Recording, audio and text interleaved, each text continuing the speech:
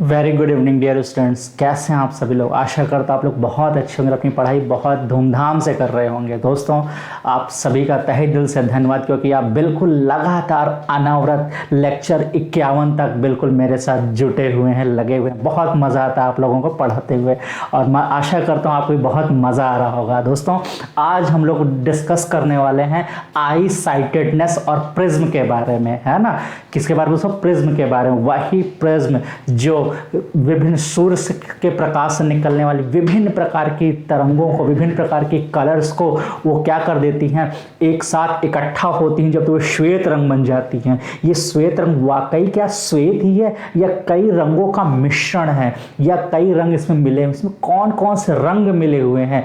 2 रंग, 4 रंग, 7 रंग, 14, कितने रंग मिले हैं? इन सभी रंगों को फिर भी आज हम देखेंगे। दोस्तों, आप जो चश्मा पहनते हैं ना, ये देखिए शानदार सा चश्मा।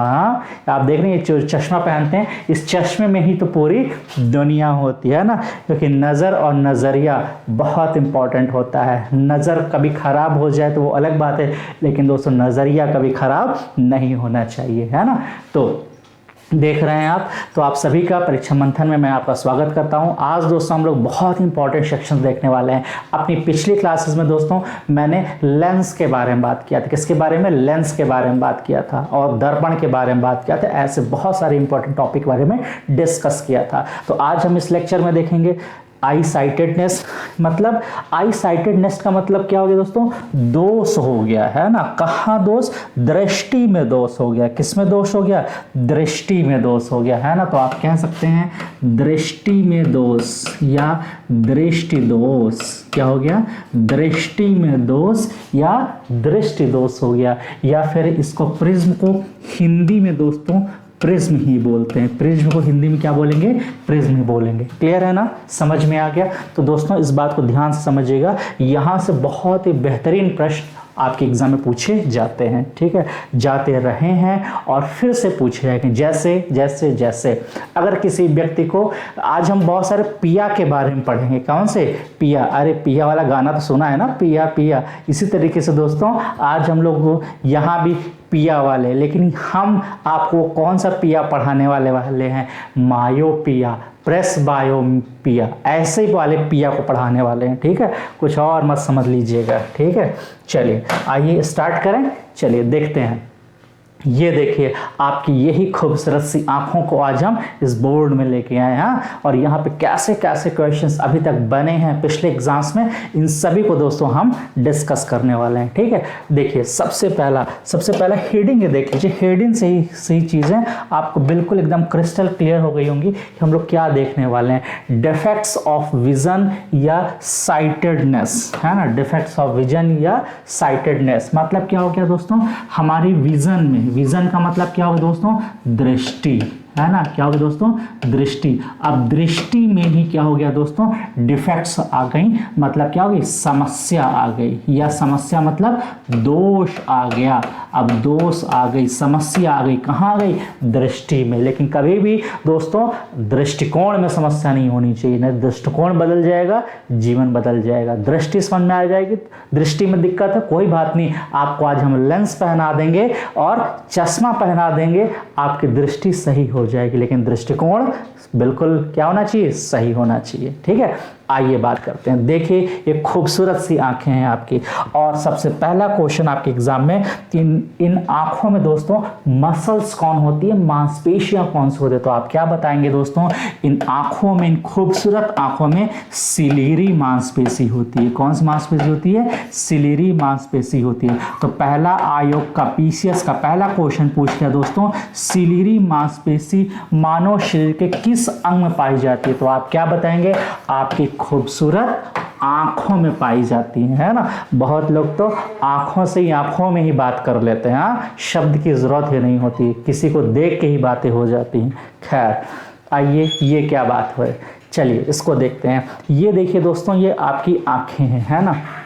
ये आंखें हैं, और इन आंखों में दोस्तों ये क्या होती हैं? नर्व्स पाई जाती हैं। क्या पाई जाती हैं? नर्व्स पाई जाती हैं, जिसे हम लोग क्या बोलते हैं? ऑप्टिक नर्व बोलते हैं। और इन्हीं ऑप्टिक नर्व जो किससे कंसंट्रेट होता है, किससे जुड़ा हुआ होता है? हमारे नर्वस सिस्टम से जुड़ा होता है, तंत्रिका तंत्र से जुड़ा होता है, और उसी तंत्रिका तंत्र से जुड़ी हुई ऑप्टिक नर्व होती हैं जो ठीक ढंग से क्या होती हैं, काम करती हैं, और इन्हीं की सहायता से हमें कोई भी वस्तुएं दिखाई देती हैं। ठीक है, अब समझिएगा दोस्तों, ये है रेटिना। क्या होती है? रेटिना। अब ध्यान समझिएगा, इसी रेटिना पे ही कोई भी वस्तु, कोई भी ऑब्जेक्ट, ये है ऑब्जेक्ट, मान लीजिए खजूर का पेड़ है, ये हमें देख रहे हैं, और इसका जो प्रतिबिंब होता है दोस्तों, जो प्रतिबिंब, प्रतिबिंब का मतलब क्या हो गया? इमेज। क्या हो गया? प्रतिबिंब। प्रतिबिंब, और प्रतिबिंब को हम क्या बोले हैं? इमेज बोलते हैं, और हिंदी में क्या बोलते हैं? प्रतिबिंब। और अभी जस्ट मैंने अपने पिछले लेक्चर में ही पढ़ाया था कि जो प्रतिबिंब होते हैं दोस्तों, दो प्रकार के होते हैं। कितने प्रकार के? दो। एक होता है वास्तविक और दूसरा होता है अवास्तविक, है ना? क्या होता है? वास्तविक, और दूसरा होता है अवास्तविक। वास्तविक मतलब जो रियल है, वास्तव रूप में। ठीक वैसे ही जैसे देखिए पेड़ देखिए दिखाई दे रहा है, वास्तविक रूप में है, तो इसका मतलब ये क्या है? रियल है। तो इसका जो प्रतिबिंब होगा, मैंने आई बताया है। आई का मतलब क्या होता है? इन्वर्टेड। क्या होता है दोस्तों? इन्वर्टेड होता है। ठीक है, अभी वास्तविक रूप में पेड़ दिख रहा है, लेकिन हमारे रेटिना पे जो इसका प्रतिबिंब बनेगा दोस्तों, कैसा बनेगा? बिल्कुल उल्टा बनेगा। कैसे बनेगा? उल्टा, है ना? तो इन्वर्ट क्यों? क्योंकि इन्वर्टेड का मतलब ही मेरे प्यारे विद्यार्थियों क्या होता है? उल्टा ही होता है। क्या होता है? उल्टा। अरे उल्टा समझ गए?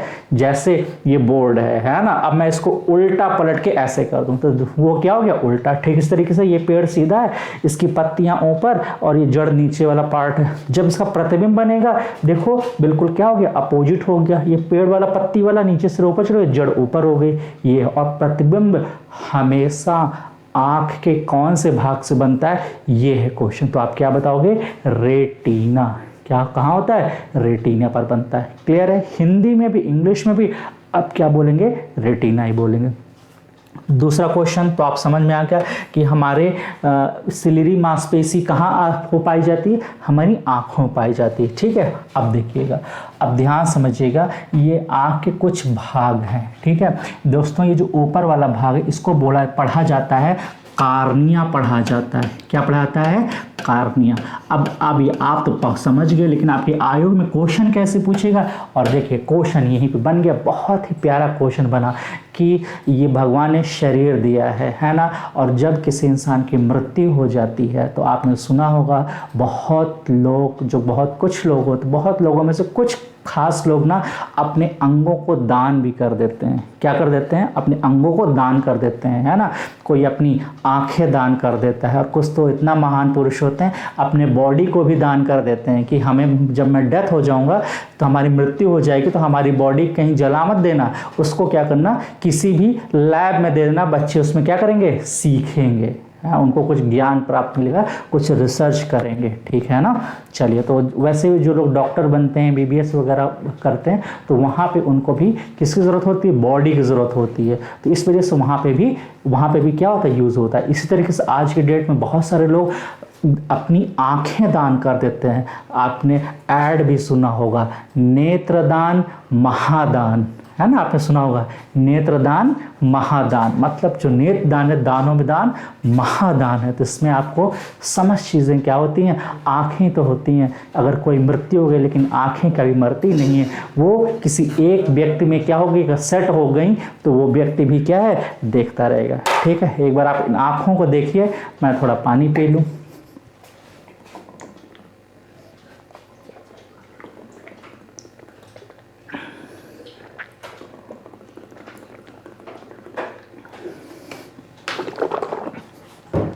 तो चलिए, देख लिया अपनी पड़ोसन की खूबसूरत आंखों को। अब ध्यान से समझिएगा, आंखों का कौन सा भाग दान किया जाता है? It's a most important question which was asked in your commission. So what would be the correct answer? Retina की ऑप्शन कार्निया कि आइरिस की लेंस, तो आप क्या बताओगे दोस्तों?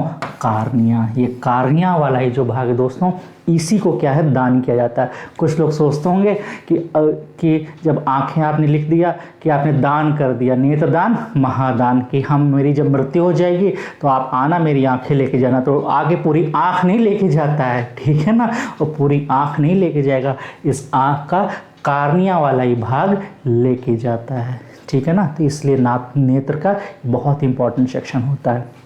और रेटिना तो मोस्ट इंपॉर्टेंट होता है, क्योंकि रेटिना क्यों इंपॉर्टेंट होता है? इसलिए इंपॉर्टेंट होता है क्योंकि जो भी ऑब्जेक्ट होता है, इस ऑब्जेक्ट का जो प्रतिबिंब होता है वो हमेशा कहाँ बनता है? रेटिना पे बनता है। और जब रेटिना पर बनेगा तभी चीज़ें ठीक से दिखाई देंगी, और जब रेटिना से दूर बना या रेटिना से पास बना तभी तो दोस्तों समस्या उत्पन्न होगी, जिसे हम लोग बोलते हैं डिफेक्ट्स ऑफ विजन या साइटेडनेस, या हिंदी में दृष्टि दोष बोलेंगे। क्या बोलेंगे? दृष्टि में दोष हो गया। दोष का मतलब समस्या हो गई। मतलब समस्या क्या हो गई? ये जो विजन है ना, क्लियर नहीं हो रहा है। मतलब रेटिना पर किसी वस्तु का प्रतिबिंब ठीक ढंग से बन नहीं रहा है, इसीलिए क्या पैदा हो गया? किसका जन्म हो गया? किसका जन्म हो गया? दोष का जन्म हो गया, ठीक है।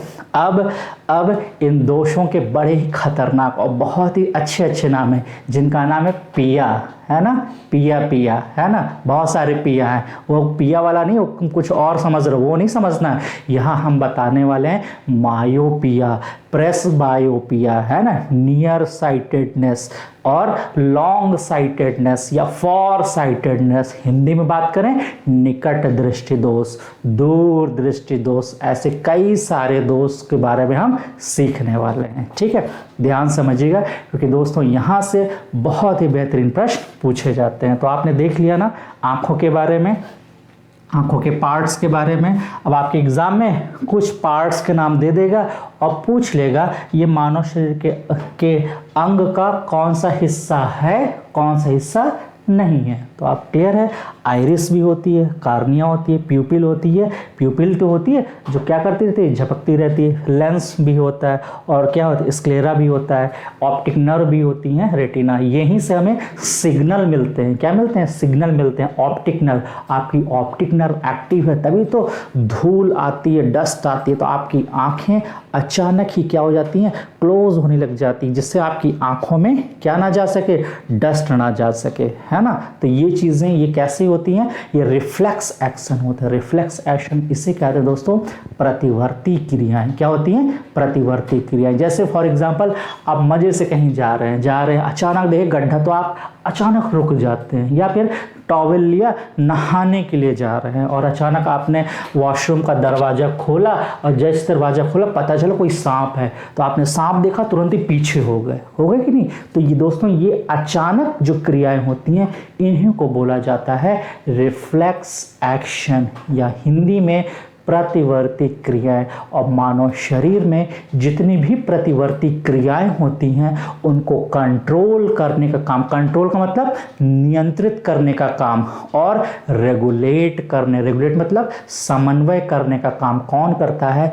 स्पाइनल कॉर्ड करती है, जिसे हिंदी में मेरुरज्जु बोलते हैं। क्या बोलते हैं? मेरुरज्जु, स्पाइनल कॉर्ड। अरे वही भाई, ये जो पीछे देखो, ये जो हमारे पीछे है, हम सभी के पीछे रीढ़ की हड्डी, इसी के कारण हम यहाँ सीधे खड़े होकर पढ़ा पा रहे हैं। आप सब मेरे वीडियो को बैठ के देख पा रहे होंगे, है ना, या लेट के देख पा रहे होंगे। तो आप जो बैठ पा रहे हैं क्योंकि ये हमारा मेरुदंड ठीक से काम कर रहा है, इसलिए मैं यहाँ सीधा खड़ा हूँ। अगर मेरुदंड मेरा ठीक से काम ना कर रहा होता, मैं ऐसे झुका हुआ होता। आई बात समझ में? तो ये चीज़ें हो गई, ठीक है। तो ये बात समझ में आ गया ना आपको? ये बात क्लियर हो गया कि दृष्टि दोष में हम एक्चुअली क्या पढ़ने वाले हैं, या दृष्टि दोष किसे कहते हैं, या कैसे कैसे क्वेश्चंस पूछे जाते हैं, ठीक है। चलिए, ये रहा बहुत ही शानदार सा टॉपिक जिसका नाम है दृष्टि दोष के प्रकार में पहला प्रकार है, जिसका नाम है दोस्तों शॉर्ट साइटेडनेस, या हिंदी में इसको बोलेंगे निकट दृष्टि दोष। निकट दृष्टि दोष, निकट दृष्टि दोष, शॉर्ट साइटेडनेस या इंग्लिश में इसको नियर साइटेडनेस, क्या बोल सकते हैं, नियर साइटेडनेस। दूसरे वर्ड में शॉर्ट साइटेडनेस या तीसरे वर्ड में मायोपिया। कौन सा पिया, कौन सा पिया भाई, मायोपिया। तो समीक्षा अधिकारी का पहला प्रश्न क्या पूछा गया दोस्तों, मायोपिया किस प्रकार के दोष को कहा जा सकता है, निकट दृष्टि दोष, दूर दृष्टि दोष, जरा दृष्टि दोष, उपरोक्त में से कोई नहीं। आंसर क्या हो गया, क्या बोलते हैं, निकट दृष्टि दोष। तो निकट दृष्टि दोष को ही क्या बोल सकते हैं, मायोपिया। ये आपके पहले पिया हैं, ठीक है। अब इन पहले पिया का काम क्या होता है, ध्यान समझिएगा। देखिए नाम से बता रहा है कि दृष्टि दोष, दृष्टि दोष ये तो आप समझ ही गए, इसका मतलब दृष्टि में कहीं ना कहीं दोस्तों दोष है, कहीं ना कहीं समस्या है ना। लेकिन अब नाम, अब समझते हैं कि आखिर जो दोष है कैसा दोष है। तो देखिए आप देख रहे हैं निकट दृष्टि दोष, मतलब नाम बोल रहा है कि भाई साहब निकट में समस्या है। जी नहीं, बिल्कुल ठीक इसका अपोजिट है। निकट दृष्टि दोष का मतलब होता है निकट की चीज़ें दिखाई दे रही है जबकि दूर की वस्तु स्पष्ट दिखाई नहीं दे रही है, उसी को हम लोग क्या बोलते हैं, निकट दृष्टि दोष बोलते हैं, ठीक है ना। चलिए आइए इस कॉन्सेप्ट समझ लीजिए। कौन से पिया, जल्दी बताइए कौन से पिया, मायोपिया, मायोपिया, ठीक है, मायोपिया, हिंदी में निकट दृष्टि दोष, निकट दृष्टि दोष मायोपिया। मायोपिया का मतलब क्या हो गया, नाम क्या है, निकट दृष्टि दोष, लेकिन फिर भी समस्या निकट में नहीं है। निकट की वस्तुएं स्पष्ट दिखाई देती हैं, स्पष्ट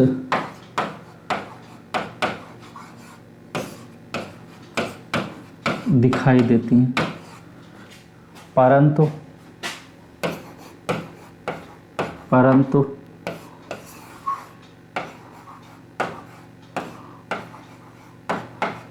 दूर की वस्तुएं,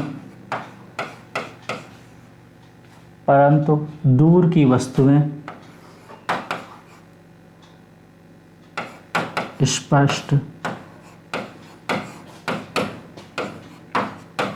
नहीं दिखाई देती।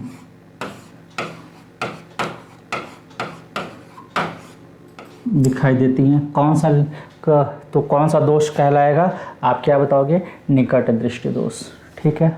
अब देखिए, अब यहाँ पे इसके निवारण करना है, हमने इसको निवारण करना है। तो निवारण करने के लिए किसकी ज़रूरत होगी, लेंस की ज़रूरत होगी। कौन से लेंस की ज़रूरत होगी, अवतल लेंस की ज़रूरत होगी।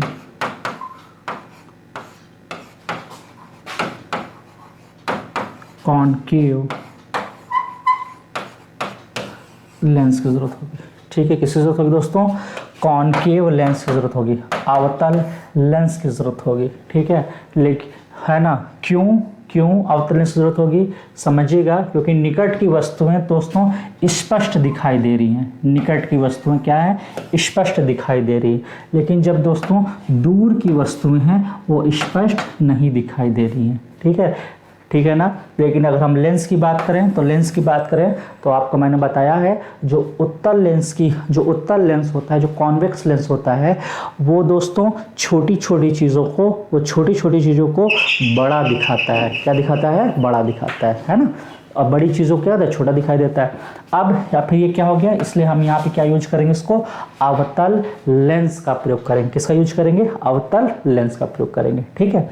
अब यहाँ पे समझ लीजिए आखिर ये होता क्यों है, ठीक है, आखिर ये होता क्यों है। अब ध्यान समझिएगा, आखिर ये क्यों होता है? देखिए आखिर ये होता क्या क्यों है, इसके पीछे कारण समझिएगा क्या कारण है। देखिए यहाँ पे ये शॉर्ट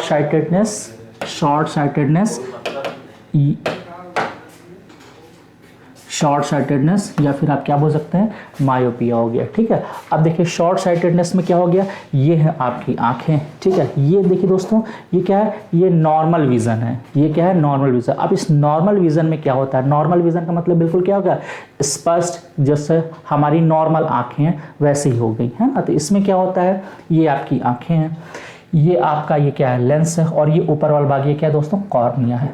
अब यहाँ पे कोई आपका क्या होगा दोस्तों, ऑब्जेक्ट हो गया। क्या हो गया, कोई क्या है, ऑब्जेक्ट है। और मैंने आपको बताया है किसी भी ऑब्जेक्ट की जो इमेज होती है, क्या होती है, इमेज होती है। इमेज बोले तो जो प्रतिबिंब होती है वो हमेशा कहाँ पे होती है, रेटिना पे होती है ना। कहाँ पे होती है, जल्दी बताइए, रेटिना पे होती है। और जहाँ पे बनती है उसी को बोलते हैं फोकल पॉइंट, रेटिना। हिंदी में भी इंग्लिश में भी क्या बोलेंगे, रेटिना। और ये रहा रेटिना, और ये क्या कहलाएगा, फोकल पॉइंट कहलाएगा। हिंदी में फोकल बिंदु कहलाता है ना। अगर फोकल बिंदु पर बन रहा है इसका मतलब हमारी आंखें बिल्कुल क्या हैं, स्वस्थ हैं। क्या है, स्वस्थ हैं। लेकिन समझिएगा निकट दृष्टि दोष में क्या हो जाता है, ये जो हमारा यहाँ पे कोई ऑब्जेक्ट है वो फोकल पॉइंट, ये रेटिना है, फोकल पॉइंट रेटिना में बनता। अगर रेटिना में बनता तो हमारी आंखें कैसी होती, स्वस्थ होती। लेकिन समस्या क्या है, ये रेटिना पर ना बन के रेटिना के पहले ही बन जाता है।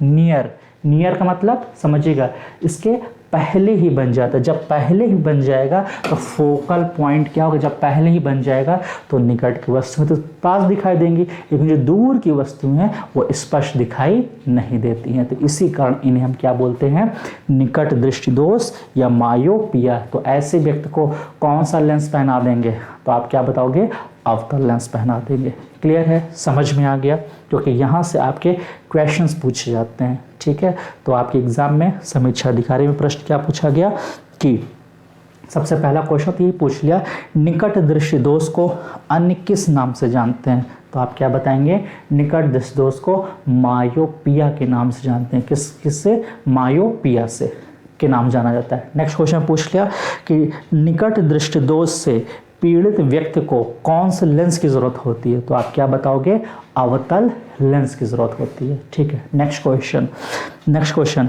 निकट दृष्टि दोष से पीड़ित व्यक्ति, जब कोई ऑब्जेक्ट को देखता है तो उसका जो प्रतिबिंब होगा वो कहाँ, रेटिना पर पड़ेगा कि रेटिना से दूर बनेगा कि रेटिना से के पहले बनेगा। तो आप क्या बताओगे दोस्तों, रेटिना के पहले बनता है। ठीक है, नेक्स्ट और चौथा क्वेश्चन अति महत्वपूर्ण, निकट दृष्टि दोष से पीड़ित व्यक्ति निकट की वस्तुएं स्पष्ट देख पाता है या निकट की वस्तुएं अस्पष्ट दिखाई देती हैं। तो आप क्या बात ने बताया कि जैसा नाम उसके बिल्कुल विपरीत काम। जैसे नाम क्या है, निकट दृष्टि दोष। ऐसा लग रहा है जो दोष कहाँ है, निकट में है, लेकिन निकट में नहीं है, अपोजिट है। निकट की वस्तु तो स्पष्ट दिखाई दे रही हैं लेकिन दूर की वस्तुएं स्पष्ट दिखाई नहीं दे रही हैं। क्लियर हो गया, चलो। तब कितना भी घुमा के क्वेश्चन पूछ ले अब आप कर लेंगे, क्योंकि इस टॉपिक से जितने भी डायमेंशन से क्वेश्चन पूछे जा सकते हैं इन सभी को हमने क्या किया, डिस्कस कर लिया। ठीक है ना, चलिए बढ़े आगे की ओर। ये था आपका शॉर्ट साइटेडनेस या नियर साइटेडनेस या हिंदी में मायोपिया। तो ये दृष्टि दोष के पहले पिया हैं। ठीक है, अब आइए बात करते हैं दूसरे पिया के पास चलते हैं, और दूसरे पिया का नाम है हाइपरमेट्रोपिया। क्या नाम है, हाइपरमेट्रोपिया। और हाइपरमेट्रोपिया को हिंदी में बोलते हैं दूरदृष्टि दोष। क्या बोलेंगे, समझिएगा यहाँ पे,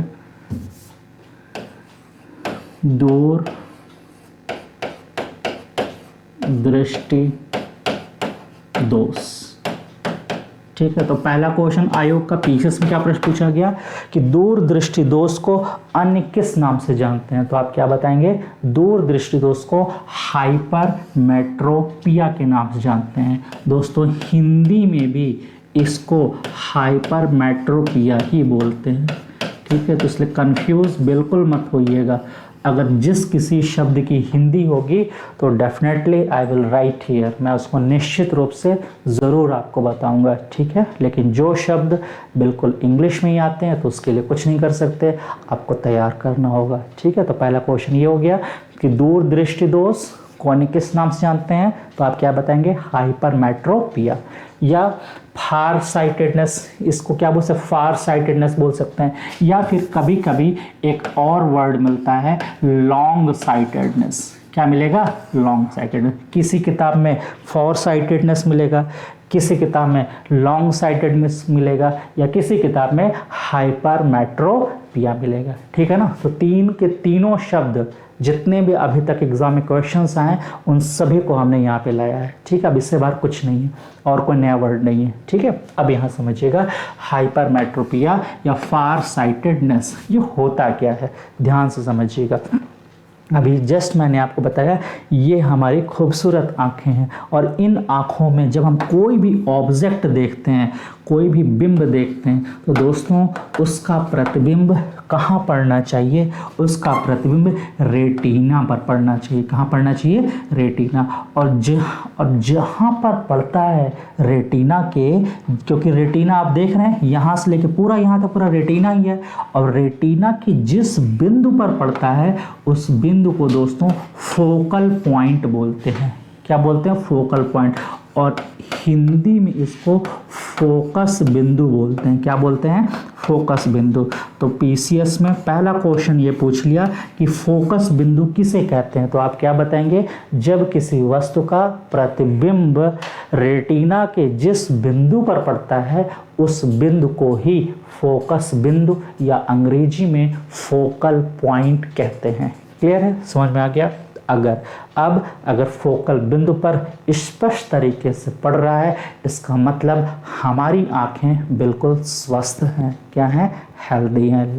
लेकिन समझिएगा जैसे ही दूर दृष्टि दोष होता है तो आंखों में क्या समस्याएं हो जाती हैं, तो इन आँखों में समस्या ये होगी कि जो रेटिना पर बनना चाहिए वो रेटिना पे नहीं दोस्तों, वो कहाँ बनता है, रेटिना से दूर, रेटिना से बाहर, अंदर के बाहर की ओर पड़ता है, रेटिना से दूर पड़ता है फोकल पॉइंट। इसीलिए इसको हम क्या बोलते हैं, दूरदृष्टि दोष, ठीक है ना। क्या बोलेंगे आप, दूरदृष्टि दोष। अब यहाँ पे कॉन्सेप्ट समझिएगा, आखिर दूरदृष्टि दोष में होता क्या है। नाम क्या है, नाम आप देख रहे हैं, दूरदृष्टि दोष। लेकिन इसका जो काम है बिल्कुल नाम के विपरीत है। नाम में तो ऐसा लग रहा है कि दृष्टि दोष कहाँ है, दूर है, लेकिन नहीं, इसमें क्या होता है, दूर की वस्तुएं, दूर की वस्तुएं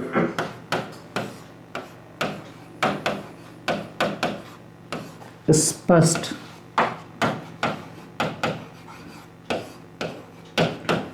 दिखाई देती हैं, परंतु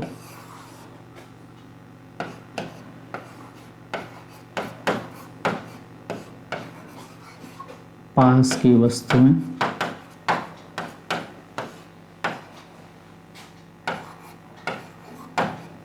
वस्तुएं अस्पष्ट हो जाती हैं।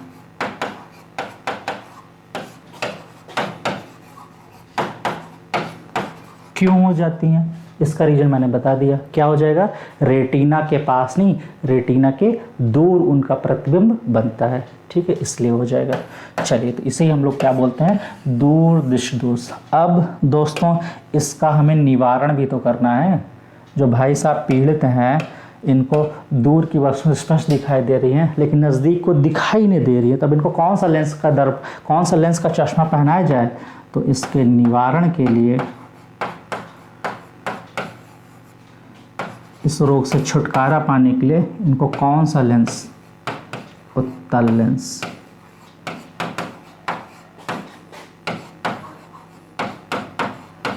Convex lens.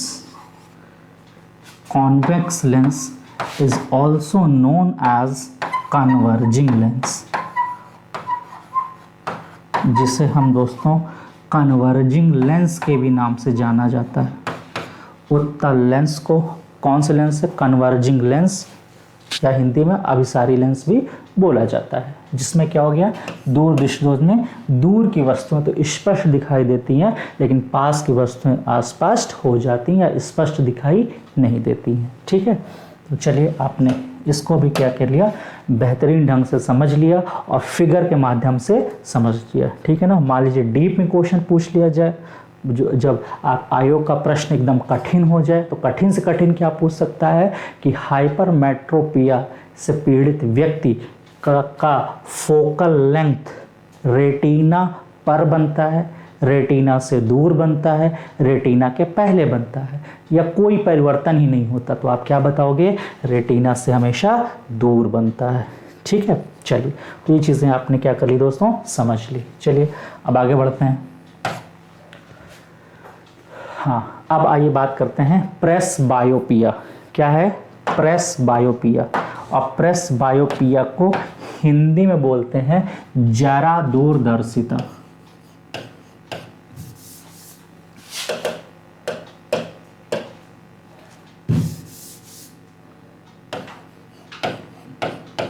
जरा दूरदर्शिता।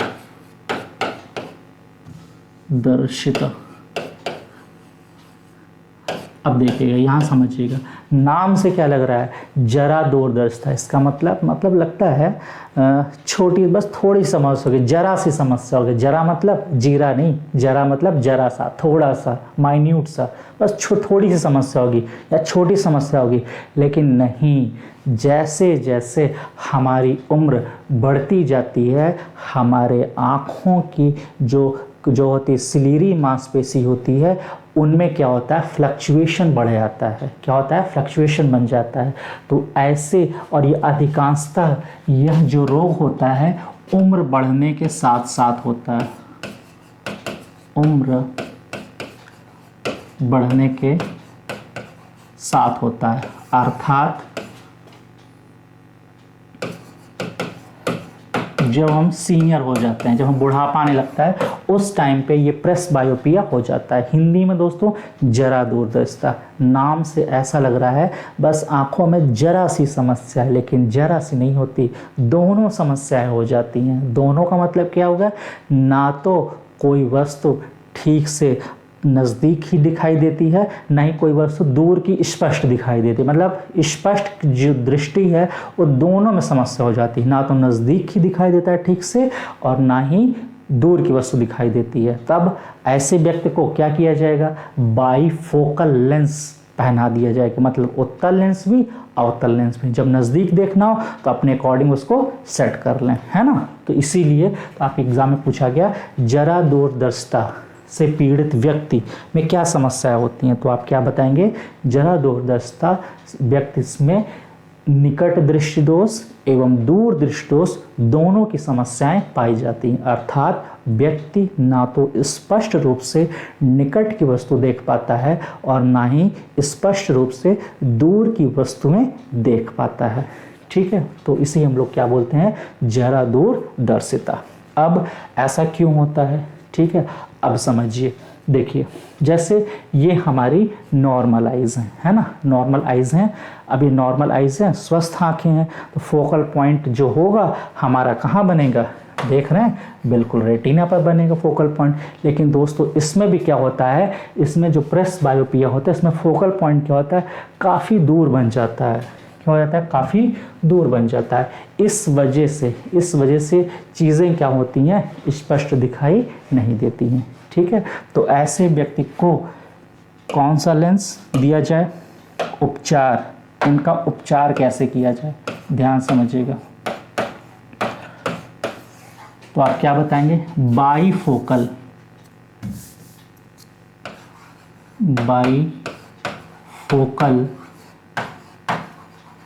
लेंस का प्रयोग करेंगे। किसका लेंस प्रयोग करेंगे दोस्तों? बाईफोकल लेंस का प्रयोग करेंगे, प्रेस बायोपिया। ठीक है ना, क्लियर हो गया। चलिए अब बढ़ते हैं अगले की तरफ। ये प्रेसबायोपिया। तो आपने इस दृष्टि दोष में, इस डिफेक्ट्स ऑफ विजन में या दृष्टि दोष में 3 पिया के बारे में पढ़ा। पहले पिया का नाम मायोपिया, दूसरे पिया का नाम हाइपरमेट्रोपिया और तीसरे पिया का नाम प्रेसबायोपिया। ठीक है, ये 3 के 3 बहुत इंपॉर्टेंट और एग्जाम में बहुत पूछे जाते हैं। निकट दृष्टि दोष, हिंदी में बात करें तो निकट दृष्टि दोष, दूर दृष्टि दोष और तीसरा जरा दूरदर्शिता। ठीक है, चलिए अब आगे बढ़ते हैं। दोषों में चौथा और अति महत्वपूर्ण, जिसका नाम है दोस्तों एस्टिग्मेटिज्म। क्या है? एस्टिग्मेटिज्म। और हिंदी में भी आपके परीक्षा में ऐसे ही नाम से पूछ लिया जाता है, एस्टिग्मेटिज्म के नाम से ही दोस्तों ये पूछ लिया जाता है परीक्षा में भी, एस्टिग्मेटिज्म के नाम से पूछ लिया जाता है। ठीक है, अब समझिएगा इसमें क्या समस्या होती हैं, ध्यान समझिएगा दोस्तों। इसमें जो समस्या होती है, नॉर्मल आइज़ का देखिए, नॉर्मल आइज़ का बिल्कुल ऐसे ही होगा, रेटिना पर ही बनेगा और ये आपकी कार्निया है। लेकिन समस्या क्या हो जाती है, ये रेटिना से पहले ही कई सारे मल्टीपल वाली चीज़ आ जाती हैं। क्या होती है? मल्टीपल बन जाता है। तो इससे क्या होती हैं, जो वर्ड हो जाते हैं या तो लंबवत दिखाई देता है या तो क्षैतिज दिखाई देता है, या तो क्षैतिज या फिर लंबवत, इन दोनों में एक ही दिखाई देता है। ठीक है, इन दोनों में या तो क्षैतिज स्पष्ट दिखाई देंगी तो लंबवत नहीं दिखाई देगी, लंबवत दिखाई देगी तो क्षैतिज नहीं दिखाई देगी। तो इस तरीके से समस्याएं होने लग जाती हैं। जैसे ये नॉर्मल आई से, ये देखिए ए फॉर एप्पल, देखो ए दिख रहा है ना, कैपिटल ए बहुत एग्जैक्टली दिखाई दे रहा है। लेकिन जैसे ही दोस्तों एस्टिग्मेटिज्म रोग होता है तो ये पूरा ब्लर जैसा दिखा देता है, एकदम स्पष्ट दिखाई नहीं देगा, पूरा ब्लर जैसा पड़ा रहेगा। ठीक है ना, क्लियर हो रही बात है? तो ये किससे पीड़ित होता है? एस्टिग्मेटिज्म से होता है। ठीक है, समझ में आ गया? अब नेक्स्ट क्वेश्चन कि अब ऐसे व्यक्ति से जो पीड़ित व्यक्ति है, अब इसका निवारण कैसे करें, कैसे क्या करें दोस्तों, निवारण कैसे किया जाए। तो आप क्या बताएंगे, इनका जो निवारण है आप क्या बताएंगे? सिलेंड्रिकल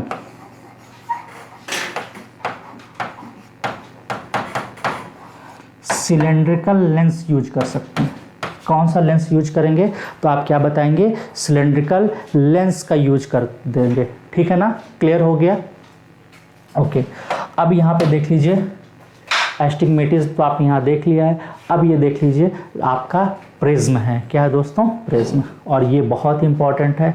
और आप जानते हैं कि जो सूर्य का प्रकाश होता है वो कैसा होता है दोस्तों? श्वेत प्रकाश होता है। कैसा होता है? श्वेत। श्वेत का मतलब क्या होता है? श्वेत का मतलब कितना होता है? श्वेत का मतलब क्या होगा? सफ़ेद। सफ़ेद मतलब सफ़ेद कोई कलर ही नहीं होता। साइंस के अकॉर्डिंग साइंस ऐसा मानती है कि श्वेत मतलब वाइट कलर और काला मतलब ब्लैक, वाइट और ब्लैक जैसे कलर ही नहीं होते हैं। ठीक है, ऐसा क्यों होता है? ऐसा क्यों होता है? वाइट भी नहीं होता और ब्लैक भी नहीं होता। इसके पीछे क्या कारण है? ध्यान समझिएगा। ठीक है, ये ऐसे क्यों होता है इसको समझिएगा। ये देखिए प्रिज्म आप दिखाई दे रहा है, ये 3 सतह से देख रहे हैं, प्रिज्म ये दिखाई दे रहा है। ये कितनी सतह? 3 सतह से घिरी हुई ये क्या है? आकृति का समूह है। कितनी सतह से? 3 सतह। देख रहे हैं 1 2 3, ये देख रहे हैं 1 2 3, ये 3 सतह से ये दोस्तों ये घिरी हुई क्या होती है? आकृति होती है। और जब कभी भी इसमें श्वेत प्रकाश, कैसा प्रकाश दोस्तों? श्वेत प्रकाश। और श्वेत प्रकाश को इंग्लिश में क्या बोलते हैं? व्हाइट लाइट बोलेंगे। क्या बोलेंगे? व्हाइट लाइट बोलेंगे, श्वेत प्रकाश। ठीक है, अब जैसे भी श्वेत प्रकाश मतलब साधारण भाषा में आप क्या बोल सकते हैं? सूर्य का प्रकाश। क्या बोलेंगे? सूर्य का प्रकाश। इंग्लिश में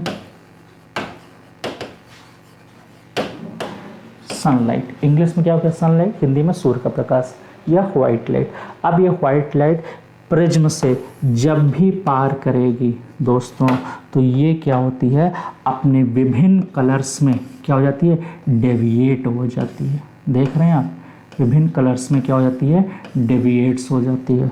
और ये जिन कलर में डेविएट्स होती है, विक्षेपण होता है, इसी को ही साइंस की भाषा में वर्ण विक्षेपण बोलते हैं। क्या बोलते हैं आप? वर्ण विक्षेपण बोलेंगे, इंग्लिश में dispersion of light. Dispersion of light कौन कौन से कलर में होते हैं? V, I, B, G, Y, O, R। क्या कहलाया? विबग्योर हो गया। क्या हो गया? विबग्योर, है ना। V, I, B, G, Y, O, R, VIBGYOR. ये 7 के 7 रंग, मतलब क्या है? ये कलर्स हो गए। कितने कलर्स हो गए दोस्तों? 7 कलर्स हो गए। 7 कलर्स का मतलब कितने हो गए दोस्तों? यहाँ पे क्या हो गया? 7 रंग हो गए।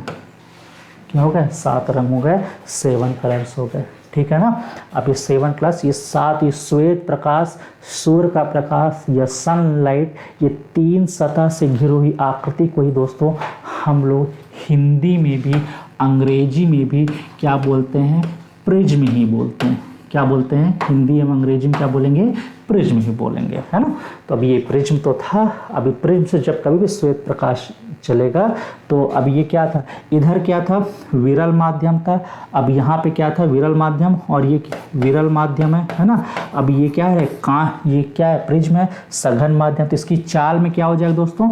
परिवर्तन हो जाएगा, है ना। चाल परिवर्तन होगा, ये क्या? डेविएट हो जा रही है। इसी को हम क्या बोलते हैं? वर्ण विक्षेपण। वर्ण का मतलब कलर हो गया, विक्षेपण का मतलब विक्षेपित होना, बटना, मतलब अपने रंगों में विक्षेपित होने या बटने की घटना को ही वर्ण विक्षेपण कहते हैं। ठीक है, चलिए आइए देखते हैं। तो समझा दिया। ये देखिए आपके सामने बेहतरीन सा, है ना, बहुत ही खूबसूरत सा प्रिज्म बना हुआ है। देखिए ये रहा प्रिज्म, देख रहे हैं? ये डिस्पर्शन ऑफ लाइट हिंदी में इसको क्या बोलेंगे दोस्तों? वर्ण विक्षेपण बोलेंगे। क्या पढ़ेंगे आप इसको? वर्ण विक्षेपण पढ़ेंगे। Dispersion of light, dispersion of light. ठीक है, डिस्पर्शन मतलब विक्षेपित हो जाना, अलग अलग हो जाना। क्या अलग होना? प्रकाश का। कौन से प्रकाश का? श्वेत प्रकाश का। ठीक है, अब देखिए व्हाइट लाइट, देख रहे हैं? व्हाइट लाइट को ही हम लोग क्या बोलते हैं? श्वेत प्रकाश बोलेंगे। क्या बोलेंगे? श्वेत प्रकाश बोलेंगे। अब ध्यान समझिएगा, ये प्रिज्म है। क्या दोस्तों? प्रिज्म है। और प्रिज्म कैसा है? ग्लास का प्रिज्म है, जो कितनी तरफ से घिरा हुआ है?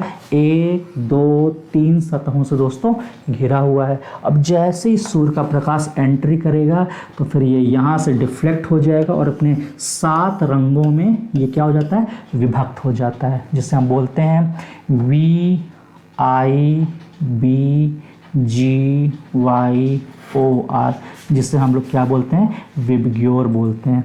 V से वायलेट, I से इंडिगो, B से ब्लू, G से ग्रीन, Y से येलो, O से ऑरेंज और R से क्या हो गया? रेड हो गया। मतलब वायलेट का मतलब क्या? बैगनी। इंडिगो, इंडिगो मतलब क्या हो गया? वही जामुनी कलर हो गया, जामुन का जैसा कलर होता है ना, वही इंडिगो बोलते हैं। फिर ब्लू, नीला कलर हो गया। ग्रीन, हरा, पीला, नारंगी और क्या? लाल। तो आपने देखा ना, ये श्वेत प्रकाश प्रिज्म की सहायता से अपने 7 रंगों में क्या हो गया? विभक्त हो गया। यही घटना दोस्तों, यही घटना क्या कहलाती है? डिस्पर्सन ऑफ लाइट कहलाती है। हिंदी में वर्ण विक्षेपण कहलाती है। वर्ण का विक्षेपित होना, अपने विभिन्न रंगों में बटने की घटना ही क्या कहलाती है? वर्ण विक्षेपण। क्लियर हो गया? समझ में आ गया? अब एक और लास्ट कॉन्सेप्ट समझ लीजिए। यहाँ से बहुत इंपॉर्टेंट पूछा गया कि दोस्तों स्पेक्ट्रम किसे कहते हैं? What is spectrum? ठीक है ना, स्पेक्ट्रम क्या है? What is spectrum? Listen carefully. ये देखिए, ठीक है। अब इससे समझने से पहले आप इसको ये समझ लीजिए, स्पेक्ट्रम होता क्या है। हिंदी में भी आप सोच रहे होंगे सर हिंदी तो बता दीजिए। बिल्कुल, स्पेक्ट्रम को हिंदी में भी अंग्रेजी में भी स्पेक्ट्रम ही पढ़ेंगे। क्या पढ़ेंगे? स्पेक्ट्रम ही पढ़ेंगे। ठीक है, अभी मैंने जस्ट बताया तो दोस्तों जो प्रिज्म था उसमें श्वेत प्रकाश गया और श्वेत प्रकाश जाने के बाद उसमें 7 रंग के कलर्स में डिवाइड हो गया। तो दोस्तों VIBGYOR। जो 7 कलर के जो रंग हैं ना दोस्तों, इन्हीं को ही साइंस की भाषा में स्पेक्ट्रम बोल देते हैं। क्या बोल देते हैं? स्पेक्ट्रम बोल देते हैं। आई बात समझ में? तो पहला क्वेश्चन पूछ लिया, स्पेक्ट्रम किसे कहते हैं? तो आप क्या बताएंगे? श्वेत प्रकाश का अपने इन 7 रंगों में विभक्त या डिवाइड होने की घटना ही क्या कहलाती है? स्पेक्ट्रम कहलाती है। क्या कहलाती है? स्पेक्ट्रम। और स्पेक्ट्रम में कितने कलर होते हैं? टोटल कितने कलर होते हैं? 7 रंग होते हैं। कौन कौन से? VIBGYOR। क्लियर है? समझ में आ गया? अब ये वो कलर्स हैं जो दिखाई दे रहा है ना, वायलेट से दिखाई दे रहा है। अब देखिए, अब यहाँ कुछ कॉन्सेप्ट को समझते हैं, ध्यान समझिएगा। देखिए, जो रेड कलर है, रेड का मतलब जो लाल रंग है। अब ये लाल रंग, ध्यान समझिएगा दोस्तों, ये लाल रंग रेड कलर है ना, रेड कलर, इस लाल रंग की जो फ्रीक्वेंसी होती है, फ्रीक्वेंसी को हम लोग क्या बोलते हैं दोस्तों? तीव्रता बोलेंगे। क्या बोलेंगे? तीव्रता। वो कैसी होती है बताओ? लो होती है। क्या होती है? लो। लो का मतलब समझ गए? कम होती है। किसकी तीव्रता? लाल रंग की तीव्रता कम होती है ना। तो ज़्यादा क्या होती है? ज़्यादा दोस्तों इसका तरंगदैर्ध्य ज़्यादा होता है। क्या होता है? तरंगदैर्ध्य ज़्यादा होता है। और तरंगदैर्ध्य किससे प्रदर्शित करते हैं? लैम्डा से प्रदर्शित करते हैं। इसी कारण जो लैम्डा होता है रेसिप्रोकल होता है। लैम्डा इज रेसिप्रोकल टू आवृत्ति। ये लैम्डा पढ़ते क्या है? लैम्डा। और इसको पढ़ते हैं इंग्लिश में वेवलेंथ पढ़ेंगे। क्या पढ़ेंगे? वेवलेंथ। और वेवलेंथ को हिंदी में पढ़ते हैं तरंगदैर्ध्य पढ़ेंगे। क्या पढ़ेंगे? तरंगदैर्ध्य। ठीक है। और ये n क्या है दोस्तों? आवृत्ति है। क्या है? आवृत्ति। आवृत्ति को हिंदी में क्या बोलते हैं? आवृत्ति। और इंग्लिश में क्या बोलेंगे? फ्रीक्वेंसी बोलेंगे। क्या बोलेंगे? फ्रीक्वेंसी। और आवृत्ति तरंगदैर्ध्य का कैसा होता है? व्युत्क्रम। व्युत्क्रम का मतलब उल्टा। किसी रंग की आवृत्ति जितनी ज़्यादा कम होगी उसका तरंगदैर्ध्य उतना ज़्यादा, और जिसका तरंगदैर्ध्य जितना ही ज़्यादा होगा उसकी आवृत्ति उतनी ही कम होगी। ठीक है। इसके पीछे अब आप सोच रहे होंगे सर आप फिजिक्स पढ़ा रहे हैं लेकिन इसका रियल लाइफ में एग्जाम्पल बताइए। ठीक है। अब एग्जाम्पल समझो। जो लाल रंग होता है इसकी फ्रीक्वेंसी क्या होती है? इसकी फ्रीक्वेंसी क्या होती है? कम होती है। ठीक है ना। जब फ्रीक्वेंसी कम होगी और तो तरंगदैर्ध्य क्या होगा? इसका ज़्यादा होगा। और दोस्तों एक कॉन्सेप्ट समझ लेना, जिसका तरंगदैर्ध्य जितना ही ज़्यादा होता है उसका प्रकीर्णन क्या होता है? प्रकीर्णन, स्कैटरिंग उतना ही कम होता है। अब आप मुझे बताइए, जिसका प्रकीर्णन जितना ही कम होगा वह वस्तु हमें दूर से ही दिखाई देगी। इसीलिए तो रेड कलर क्या है? हमेशा खतरे का निशान होता है ना, खतरे का चिन्ह होता है। रेड कलर को क्यों सिग्नल बोलते हैं? डेंजर जोन बोलते हैं ना। आपने देखा होगा रेड कलर में दिखा दिया था डेंजर। इसीलिए तो ट्रेन वगैरह जा रही है ना। अगर ट्रेन को रोकना है तो आप रेड कलर के रुमाल, रेड कलर कपड़ा निकाल के दिखा दीजिए, तो इससे कुछ देर बाद ट्रेन क्या हो जाएगी? रुकने की संभावना हो जाती है ना। क्योंकि रोड क्या है? सिग्नल होता है।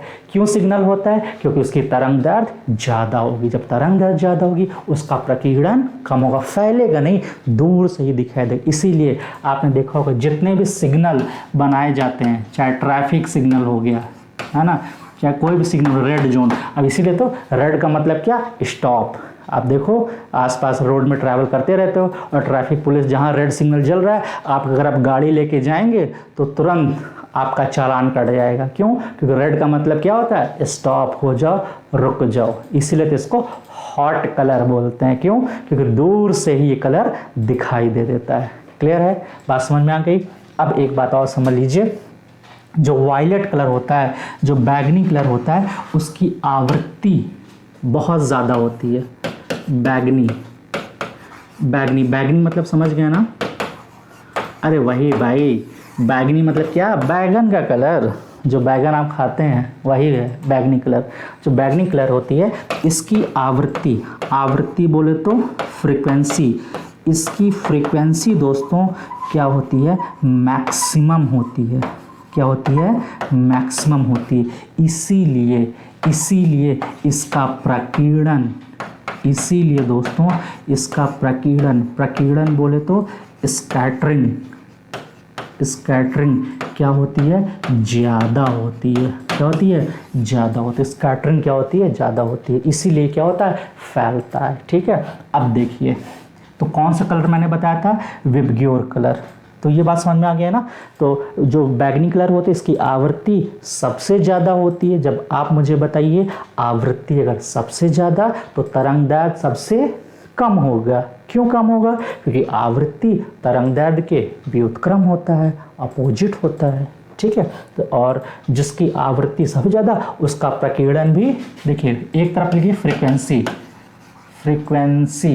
फ्रीक्वेंसी अगर क्या है दोस्तों, ज़्यादा है, ठीक है, तब इसके इक्विवेलेंट में क्या ज़्यादा हो जाएगा, स्कैटरिंग बोले तो प्रकीर्णन भी भाई साहब का क्या हो जाएगा, ज़्यादा हो जाएगा। लेकिन तरंगदैर्घ्य का मतलब लैम्डा, और लैम्डा का मान क्या होगा, उतना ही क्या होता जाएगा, कम होता जाएगा। ठीक है, समझ में आ गया। इसीलिए तो आप बोलते हैं क्या, आकाश का रंग। किसका रंग दोस्तों, स्काई मतलब क्या होगा, आकाश का रंग क्या होता है, हल्का नीला होता है। तो ये तो आपने किताबों में पढ़ा होगा क्या, कि स्काई का कलर, आकाश का रंग हल्का नीला होता है। लेकिन आपने कभी ये नहीं सोचा होगा अगर हल्का नीला है तो क्यों हल्का नीला है, व्हाट इज़ रीज़न बिहाइंड, उसके पीछे कारण क्या है। तो आज तो आपको समझ में आ गया ना। आज मैं आपको कारण बता दिया क्या, कि जो कौन सा हो गया, VIBGYOR।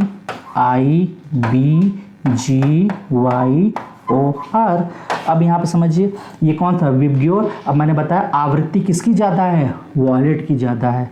और किसकी ज़्यादा है आवृत्ति, और किसकी ज़्यादा है, वॉयलेट की, इंडिगो की, ब्लू की। ये तीन कलर ऐसे होते हैं दोस्तों जिनकी आवृत्ति वो कैसी होती है, मैक्सिमम होती है। कैसी होती है इनकी आवृत्ति, मैक्सिमम होती है, ज़्यादा होती है। अब आवृत्ति ज़्यादा होने के कारण ये विबग्योर, इंडिगो और ब्लू, ये तीनों के तीनों रंग आकाश में फैल जाते हैं। क्या होते हैं, फैल जाते हैं। जो डस्ट पार्टिकल होते हैं, जो धूल के कण होते हैं, उनको फैला देते हैं। और जैसे ये तीनों रंग क्या हो जाएंगे, फैल जाएंगे, स्कैटर कर जाएंगे। फैलने का मतलब क्या हो गया, स्कैटर करना। और जैसे ही स्कैटर कर जाएंगे तो उनका जो सामूहिक रंग होगा, कौन सा रंग दोस्तों, जो उनका सामूहिक रंग होगा वो कौन सा रंग हो जाएगा, आप हल्का नीला हो जाएगा। इसीलिए दिन में आकाश का रंग कैसा होता है, हल्का नीला कलर होता है। ठीक है, और आज की डेट का लास्ट कॉन्सेप्ट इसको समझ लीजिए, कलर्स ऑफ बॉडीज़।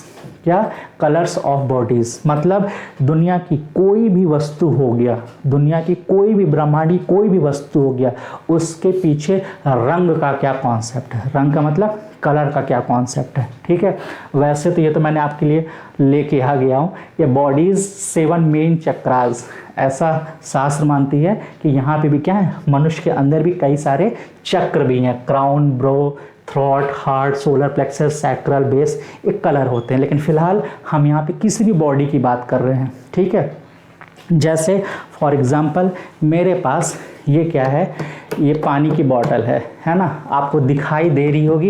ये कैसे दिखाई दे रही है, ग्रीन दिखाई दे रही है। क्या दिखाई दे रही है, ग्रीन दिखाई दे रही है।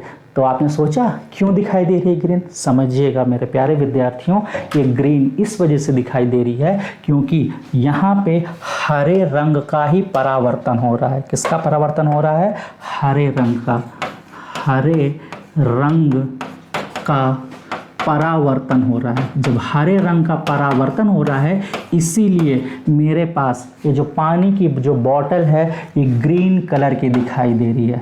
Colour of bottle is green. तो इसका मतलब क्या हो गया, इस पूरे ब्रह्मांड में जितनी भी वस्तुएं जिस कलर की दिखाई दे रही हैं, इसका मतलब उसी रंग का ही परावर्तन हो रहा है। क्या हो रहा है, परावर्तन हो रहा है। जैसे फॉर एग्जांपल मैंने टी शर्ट पहन रखा है, तो इस टी शर्ट का रंग कैसा दिखाई दे रहा है आपको? ब्लू दिखाई दे रहा होगा। तो इसका मतलब कौन से रंग का परावर्तन हो रहा है? ब्लू का परावर्तन हो रहा है। मेरे पास ये क्या है, बॉटल है, ग्रीन है, तो इसका मतलब कौन सा कलर दिखाई दे रहा है? ग्रीन का परावर्तन है। मेरे पास क्या है, देखिए एक किताब है, देखिए इस किताब में ये क्या है, ब्लैक ब्लैक दिखाई दे रहा है। परीक्षा मंथन देखिए ये दिखाई दे रहा है ना, तो ये किस कलर का दिखाई दे रहा है? इसका कलर ब्लैक। इसका मतलब समझ में आ गया ना, जो रंग दिखाई दे रहा है उसी रंग का क्या होता है? परावर्तन हो रहा है। यहाँ देखिए रेड कलर का देखिए दिखाई दे रहा है, करंट अफेयर कैप्सूल, परीक्षा मंथन। तो ये जो कैप्सूल रंग रेड कलर का दिखाई दे रहा है, इसका मतलब क्या? लाल रंग का ही परावर्तन हो रहा है। किसका परावर्तन हो रहा है? लाल रंग का परावर्तन हो रहा है। ठीक है, अब एक बात और समझ लीजिए, साइंस ऐसा मानती है कि व्हाइट कलर और ब्लैक कलर होते ही नहीं है, होते ही नहीं है। मतलब क्या नहीं होते? मतलब कलर की श्रेणी में नहीं गिना जाता। कलर साइंस इन्हें मानती ही नहीं। किसको नहीं मानती है? व्हाइट को और दूसरा ब्लैक को। ब्लैक मतलब काला, व्हाइट मतलब श्वेत।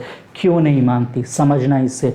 व्हाइट कलर किसे कहते हैं? जब किसी भी सोर्स से संपूर्ण प्रकाश आ रहा हो। क्या हो आ रहा दोस्तों? संपूर्ण प्रकाश आ रहा हो। जब प्रकाश आया और सभी रंग का, जितने भी रंग आए उन सभी रंग का क्या हो गया? परावर्तन हो गया। परावर्तन मतलब वापस प्रकाश आया और सभी रंग क्या हो गया? परावर्तित हो गया, वापस चला गया। तो तब किसका जन्म होता है? जल्दी बताओ। व्हाइट कलर का जन्म होता है, श्वेत रंग का जन्म होता है। ठीक है, और जब रंग आया और सभी रंग क्या हो गए? एब्जॉर्ब हो गए। एब्जॉर्ब का मतलब क्या हो गया? अवशोषित हो गया। मतलब दोस्तों इसमें किसी भी रंग का परावर्तन हुआ ही नहीं। प्रकाश आया और सभी उसमें अब्जॉर्ब हो गया, अवशोषित हो गया, साधारण भाषा में सोख लिया, है ना। तो ऐसे रंग को कौन सा रंग बोलेंगे? Black colour. इसीलिए तो साइंस व्हाइट और ब्लैक कलर मानती ही नहीं। क्यों? क्योंकि ये व्हाइट क्या है? सभी रंग का परावर्तन है, और जबकि ब्लैक क्या है? सभी रंग का अवशोषित है, अवशोषित कर लेते हैं। और इसीलिए तो आपके आईएएस में क्या प्रश्न पूछ लिया गया? क्या कि गर्मियों में अक्सर हल्के रंग के कपड़े पहने जाते हैं और ठंडियों में हमेशा डार्क कलर, गाढ़े रंग के कपड़े पहने जाते हैं। ये स्टेटमेंट दिया था यूपीएससी में। तो अब आप क्या समझेंगे इसके पीछे क्या कॉन्सेप्ट था? इसके पीछे क्या कॉन्सेप्ट है? गर्मियों में हल्के रंग के कपड़े क्यों पहनते हैं? क्योंकि हल्का जो रंग होता है वो क्या होता है? प्रकाश को परावर्तित कर देता है। इसलिए गर्मी में जब रंग परावर्तित कर देगा आपको गर्मी नहीं लगेगी, जबकि ठंडी में आपको ठंड लगती है तो आपको किसकी ऊर्जा की जरूरत पड़ेगी, तो सभी रंग क्या कर दे? अवशोषित कर लेगा। इस वजह से आप डार्क कपड़े पहनते हैं। ठीक है ना, तो ये कॉन्सेप्ट समझ गया। और आज की डेट का लास्ट का कलर, टाइप्स ऑफ कलर भी होते हैं दोस्तों, रंगों के प्रकार भी होते हैं। 3 प्रकार के रंग होते हैं। कितने प्रकार के? 3 प्रकार के रंग होते हैं। कौन कौन सा? प्राथमिक रंग, प्राइमरी कलर क्या बोलते हैं दोस्तों? प्राथमिक रंग बोलते हैं, प्राथमिक रंग, प्राइमरी कलर। सेकेंडरी को द्वितीयक बोलते हैं। सेकेंडरी को क्या बोलेंगे? द्वितीयक बोलेंगे। और कॉम्प्लीमेंट्री को समपूरक बोलेंगे। क्या बोलेंगे? समपूरक बोलेंगे। ठीक है, प्राइमरी कलर कितने होते हैं? बस 3 होते हैं। प्राइमरी कलर कितने होते हैं दोस्तों? बस 3 कलर होते हैं। कौन कौन सा होता है? रेड हो गया, ब्लू हो गया और ग्रीन हो गया। इन 3 कलर को ही मात्र प्राइमरी कलर बोलते हैं। समझ में आ गया? हिंदी में प्राथमिक रंग। अब आपकी परीक्षा में समीक्षा अधिकारी और यूपीपीसी से प्रश्न पूछ लिया कि जो टेलीविजन होता है ना, आजकल जो रंगीन टीवी होता है, उस रंगीन टीवी में कौन से कलर उपस्थित होते हैं? पहला ऑप्शन प्राथमिक कलर, दूसरा द्वितीयक कलर, तीसरा संपूरक कलर और चौथा उपरोक्त में से कोई नहीं। आंसर प्राथमिक कलर। नेक्स्ट क्वेश्चन, प्राथमिक कलर में कितने रंग होते हैं? 1 2 3। आंसर 3। नेक्स्ट क्वेश्चन, प्राथमिक रंग में कौन कौन से कलर होते हैं? लाल, हरा और नीला। समझ में आ गया? नेक्स्ट है आपका सेकेंडरी कलर किसे कहते हैं दोस्तों? जो प्राथमिक रंगों के मिलन से बनते हैं उन्हें हम क्या बोलते हैं? सेकेंडरी कलर बोलते हैं। और लास्ट दोस्तों जिसका नाम है कॉम्प्लीमेंट्री कलर, हिंदी में संपूरक रंग। संपूरक का मतलब जो रंग संपूर्ण हो जाए। और संपूर्ण होने के बाद किसका जन्म होता है? संपूर्ण होने के बाद श्वेत रंग का जन्म होता है। किसका जन्म होता है? श्वेत रंग का जन्म होता है ना। इसीलिए तो प्रश्न से पहले पहले श्वेत रंग डाला जा रहा था, किसमें? प्रिज्म में। और प्रिज्म भाई साहब ने क्या कर दिया? इस श्वेत रंग में उपस्थित सातों रंग को अलग अलग कलर में बांट दिया, इसीलिए संपूरक रंग कहलाता है। क्लियर, समझ में आ गया? तो चलिए, तो ये चीज़ आपने देख लिया, ठीक है। तो ये आपका बेहतरीन सा था, आपने देखा क्या था इसमें। प्राथमिक रंग कौन कौन से कलर थे? प्राथमिक रंग में जल्दी बता दीजिए, आपके एग्जाम पूछा जाता है कि प्राथमिक रंग कौन से कलर आते हैं, तो आप क्या बताओगे? रेड, ब्लू, ग्रीन, ये कौन सा रंग है? प्राथमिक रंग है, ठीक है। और रेड और ब्लू को जब मिलाया जाता है तो मैजेंटा बनता है, मैजेंटा बनता है। रेड और ग्रीन को जब मिलाया जाता है तो येलो बनता है, और ग्रीन और ब्लू को जब मिलाया जाता है सियान रंग बनता है। तो ये मैजेंटा, येलो और ये सियान, ये कैसे हैं दोस्तों? सेकेंडरी कलर हैं, द्वितीयक कलर हैं। अब समझ लीजिए, और जो संपूर्ण रंग होता है उसे कौन सा रंग कहते हैं? तो आप क्या बताएंगे?